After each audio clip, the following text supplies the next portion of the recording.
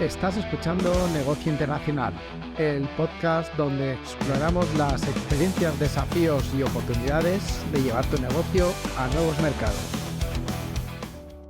Bueno, pues ya estamos aquí en un nuevo capítulo de Negocio Internacional. Te saluda Juan Álvarez, consultor de posicionamiento web internacional. Y yo saludo a Dani Jordá, un viejo amigo que ha venido aquí para contar algo, de su trayectoria, pero muy aplicado al tema de exportación e internacionalización. Bueno, que él ya vaya contando. Hola Dani, ¿qué tal? Muy buena. Hola Juan, ¿cómo estás? Pues muy bien, con ganas de que cuentes un poquito, pequeñito pedazo de tu experiencia, que sé que es muy amplia en este mundo de los negocios internacionales, que llevas muchos años, pero cuéntalo tú. Cuéntame un poquito cómo has llegado aquí, un poco tu trayectoria. Vale. Pues mira, Juan, yo tuve la suerte de empezar en Multiscan Technologies pues hace más de 20 años. Yo creo que ahora tengo 44, pues eso, empecé con 23 años y tuve la fantástica oportunidad de empezar allí, de criarme allí, por decir, no soy de su cantera, y allí empecé a tocar los viajes internacionales, ¿vale? A partir de ahí empecé a dedicarme al tema de la exportación, básicamente. He estado principalmente en empresas de maquinaria. Luego he estado 11 años de experiencia en Reino Unido, también en empresas de maquinaria industrial. Y bueno, ahora he vuelto a España y estoy trabajando en una empresa que produce autocaravanas en Benimar. Y bueno, pues muy, muy contento de haber en todo este recorrido y haber ido entendiendo el tema de la exportación. Es base para el negocio, intentar aprender y entender cómo se puede exportar un producto y en qué te tienes que fijar. Principalmente has estado en parte de ventas y marketing. Sí, de hecho, he estado más ligado al tema de ventas que a la parte de marketing. La parte de marketing que he dado soporte. Ahora he estado dirigiendo el departamento estos 2 últimos años de marketing, hasta que ahora ha entrado una persona nueva que se va a hacer cargo de él, porque realmente yo lo que he hecho siempre ha sido más la parte de venta que la de marketing. No soy especialista en marketing, por decirlo de alguna manera, y al final es mucho mejor dedicarte a lo que sabes hacer que poner parches en cosas que realmente no dominas o no eres especialista.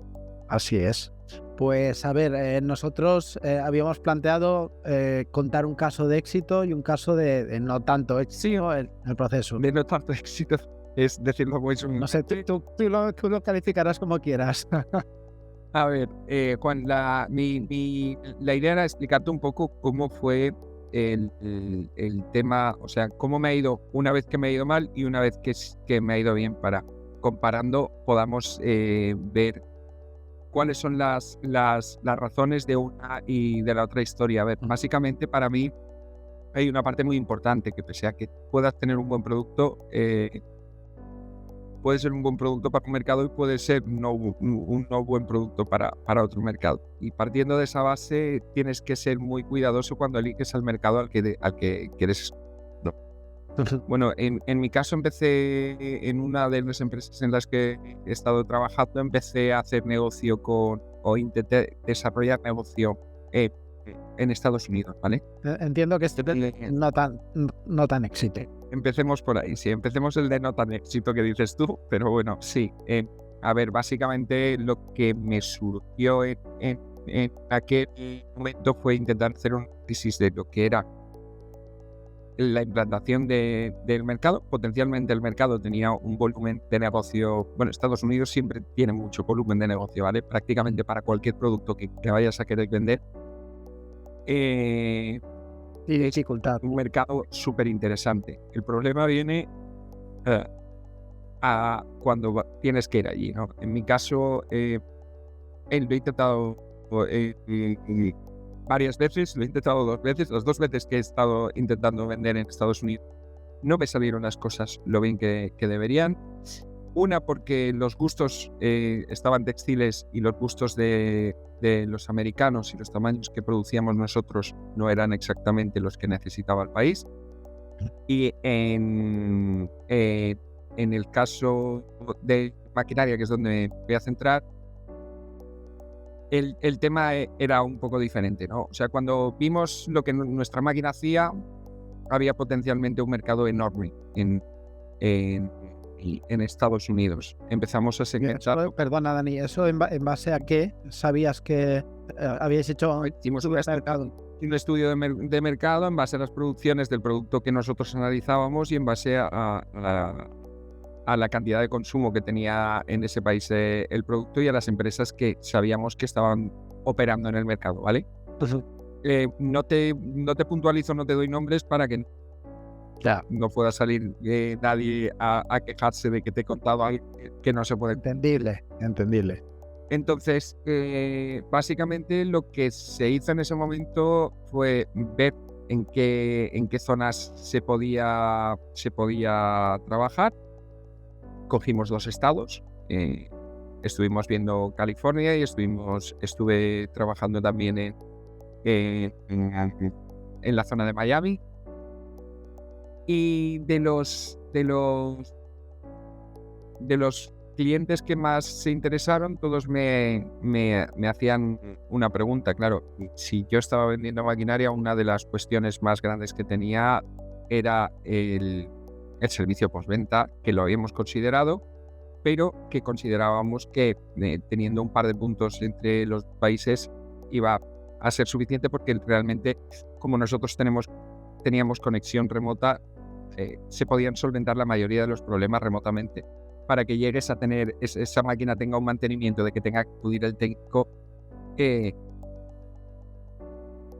que ser que haya sucedido algo muy grave, y habitualmente en 24 horas. Lo que pasa es que 24 horas no se puede parar una máquina de producción. Con lo cual, lo que te digo es que como la mayoría de problemas se solventaban en remoto y no necesitaban, nosotros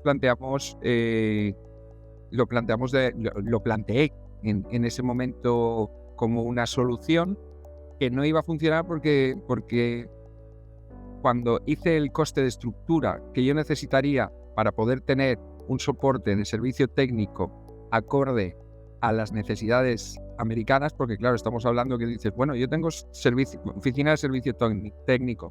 ¿Dónde? En California. Vale, usted tiene una oficina de servicio técnico en California, muy bien. ¿Dónde está usted ubicado? En Miami. Vale, bueno, es como si yo le digo, sí somos el mismo país, pero es como si yo estoy en Moscú y tú estás en Alcoy. No tiene ningún sentido. No se podía dar el soporte que se necesitaba.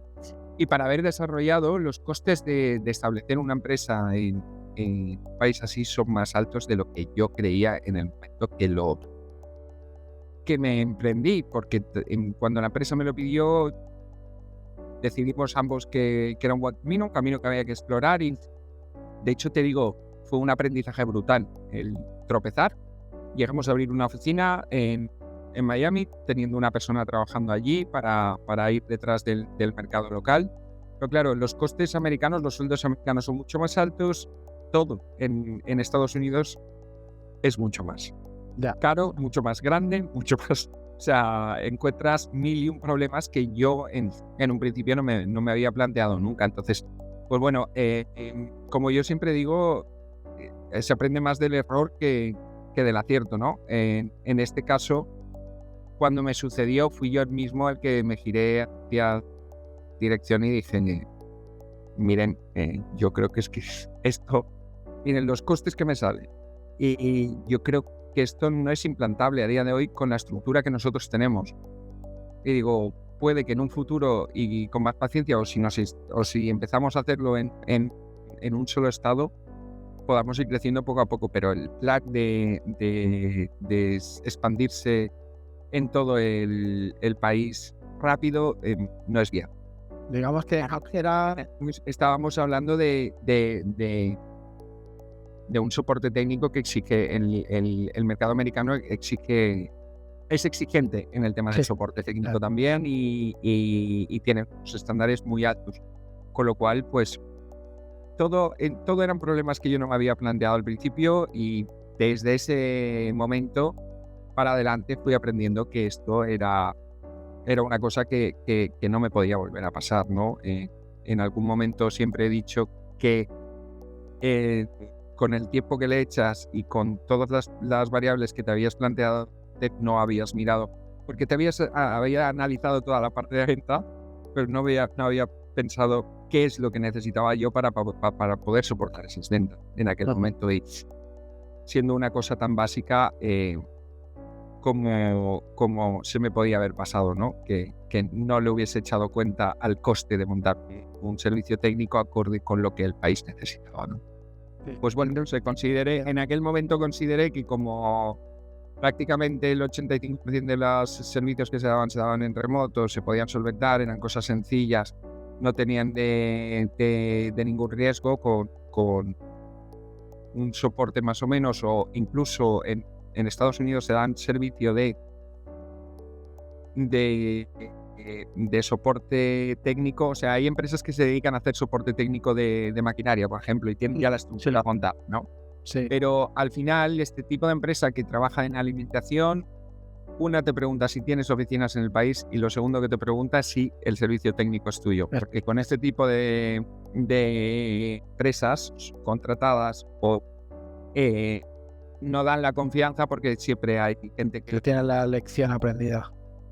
Que dice, no, mira, al final lo que me pasa es que cuando lo necesito de verdad, para las cosas sencillas que ya me la solventa, pero en el momento la cosa se complica un poco, no va.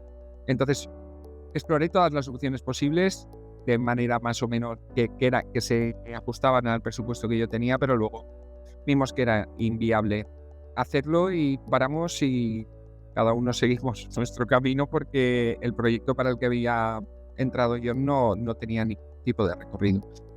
Pero bueno, fue un aprendizaje más. Yo pienso que al final es donde más se aprende y la verdad que me llevo de acuerdo.